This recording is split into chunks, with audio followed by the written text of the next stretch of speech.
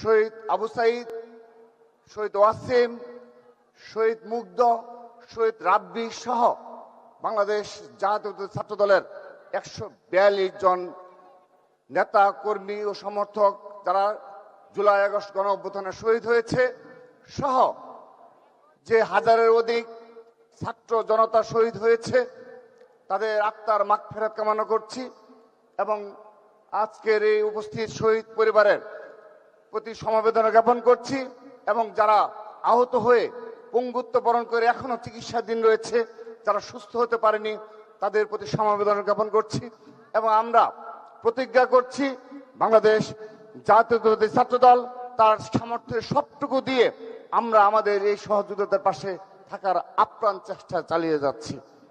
প্রিয় উপস্থিতি, আজকের এই অত্যন্ত প্রাসঙ্গিক এই কর্মসূচি প্রণয়ন করার জন্য আমি ধন্যবাদ জানাচ্ছি যে জাতীয় জুলাই সম্মেলন যারা এর আয়োজক তাদেরকে অনেক ধন্যবাদ ও কৃতজ্ঞতা জানাচ্ছি যেন প্রতি বছর এই কর্মসূচি অবশ্যই অবশ্যই পালন করা হয়।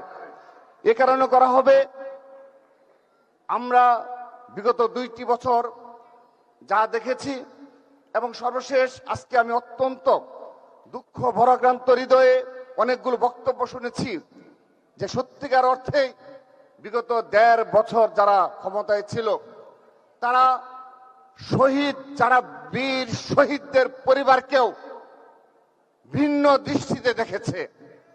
আমি ধিক্কার জানাচ্ছি।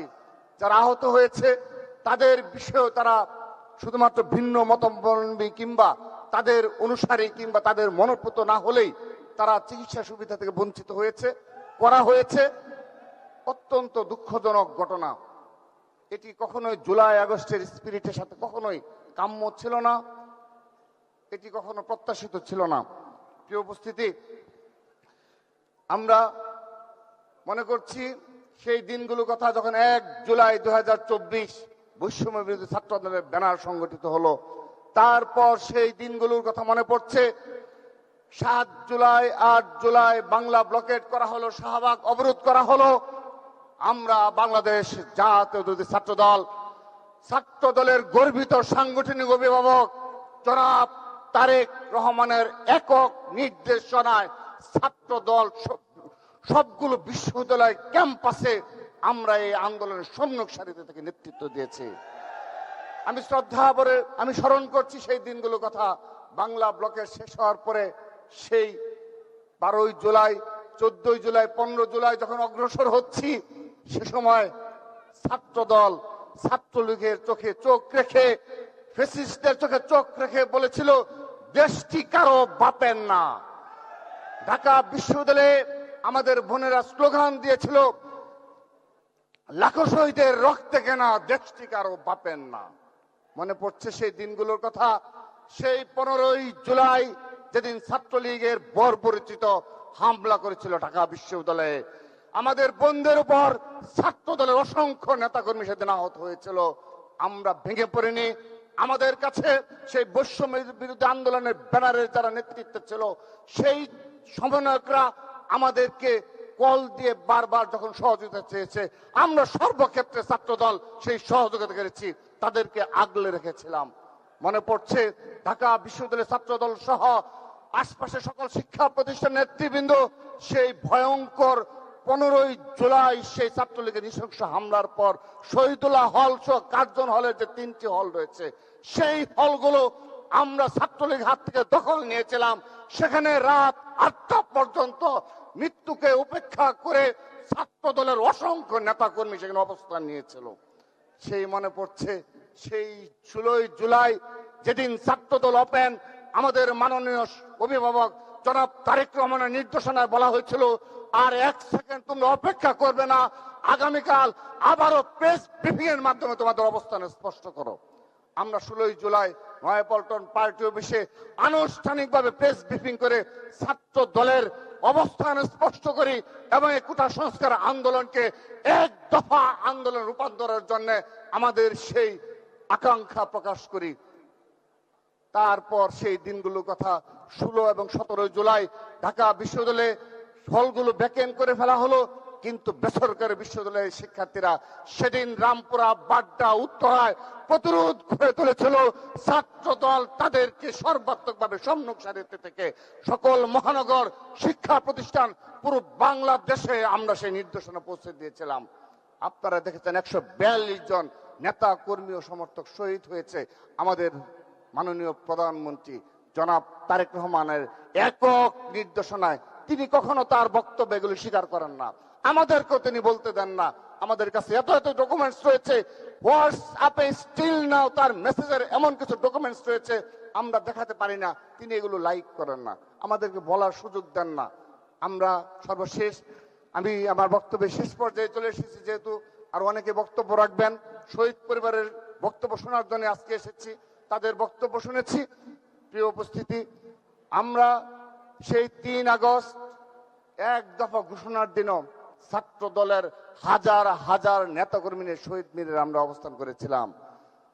4 আগস্ট ছাত্রলীগকে বিতাড়িত করার ক্ষেত্রে যাত্রাবাড়ি, শাহবাগ সহ সকল ক্ষেত্রে ছাত্রদল, যুবদল, বিএনপি অগ্রভাগে ভূমিকা পালন করেছে। সারা বাংলাদেশের আওয়ামী লীগের পার্টি অফিসগুলো আমরা ঘুরিয়ে দিয়েছিলাম, আগুন জ্বালিয়ে দিয়েছিলাম আমরা। প্রিয় উপস্থিতি, সেই 5 আগস্ট সেই বিজয়ের দিন, কিন্তু একটি বক্তব্য রেখে আমি আমার বক্তব্য শেষ করছি। 30 জুলাই, সেই 18, 19, 20 জুলাইয়ের পর যেদিন এই হারুন সহ পুলিশের ঊর্ধ্বতন কর্মকর্তা সহ সেই যাত্রাবাড়িতে গিয়ে বলেছিল যে সবকিছু ক্লিয়ার করে ফেলা হয়েছে, তারা সেখানে সংবাদ সম্মেলন করেছিল 21 জুলাই, 22 জুলাই, বলেছিল সব ঢাকা চট্টগ্রাম মহাসড়ক অবরোধ বলে কিছু নেই, আপনারা দেখে যান। এবং রাস্তায় গাড়ি চলাচলে তারা সেই অবস্থান করে ফেলেছিল এবং পুরো বাংলাদেশের আন্দোলন প্রায় কন্ট্রোল করার পর্যায়ে ছিল। সে সময় আমরা বারবার ভেবেছিলাম, সেদিন এই বৈষম্যবিরোধী ব্যানারের যারা নেতৃত্বে ছিল, নাহিদ, আসিফ সহ তারা গ্রেপ্তার ছিল। আমাদের মাননীয় প্রধানমন্ত্রী তিনি বারবার আমাদেরকে প্রতিটি মুহূর্তে যোগাযোগ করে পরামর্শ দিতেন যে কি কর্মসূচি নেওয়া যেতে পারে।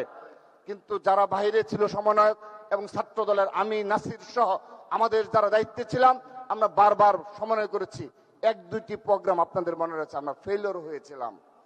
পরবর্তীতে সেই 30 জুলাই মার্চ ফর জাস্টিস আপনাদের মনে রয়েছে, সেই মার্চ ফর জাস্টিস আমি আমার বক্তব্য না, শুধু আপনারা অপরাপর যারা এই আন্দোলনের কৃতিত্ব দাবি করে তাদের মুখে শুনে থাকবেন, তার একক কৃতিত্ব হলো এই জনাব তারেক রহমানের।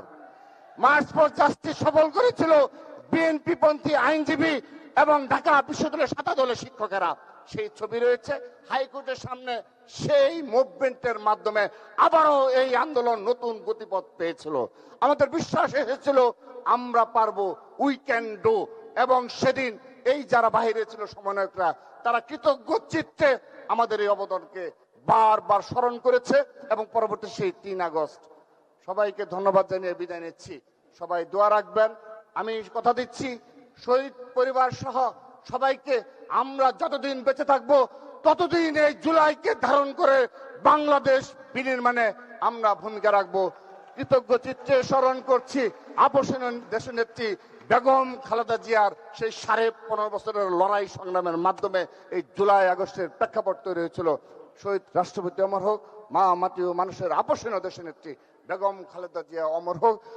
ছাত্র দলের গর্বিত অভিভাবক মাননীয় প্রধানমন্ত্রী জনাব তারেক রহমান জিন্দাবাদ, জিন্দাবাদ।